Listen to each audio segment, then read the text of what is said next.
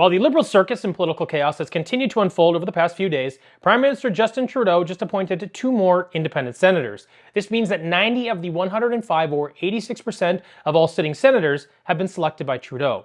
Now, the government would like you to believe that these are independent senators appointed by an independent commission. However, this is absolutely not the case. Since 2016, the Independent Advisory Board for Senate appointments reviews applications and recommends qualified candidates.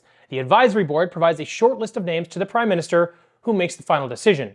But how do you get on the Independent Federal Advisory Board to appoint these senators? You're appointed by the Prime Minister, of course. So as you can see, it's far from nonpartisan or independent. As for the 2 most recent independent senators, Nancy Carrick-Lindell was appointed as a senator for Nunavut, where she served as the Liberal MP from 1997 to 2008.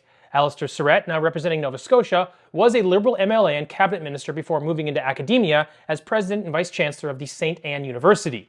While both are officially independent, their past Liberal affiliations align with broader trends under the Justin Trudeau's government and how he appoints his senators. A CBC analysis, yes, the government's very own mouthpiece, CBC, noted that the majority of Trudeau's appointees have direct Liberal ties, raising questions about the independence of these nonpartisan selections. Now, why does this matter?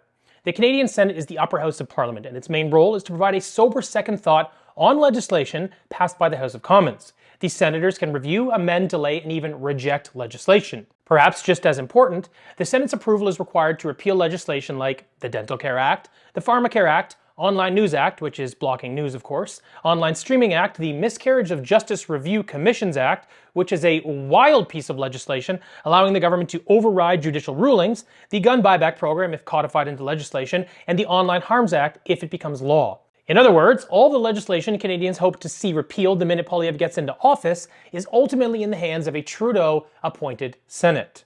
So, here's my solution. Senators have way too much power to be appointed by any leader, no matter who's in charge. They need to be elected just like members of Parliament. I propose staggered elections, giving Canadians 2 years to assess how the Conservative government is performing and how the Senate is operating under new leadership. Then in 2027, every Senate seat should be up for election, with senators chosen directly by the people. If this is truly a democracy, then this loophole has to be closed.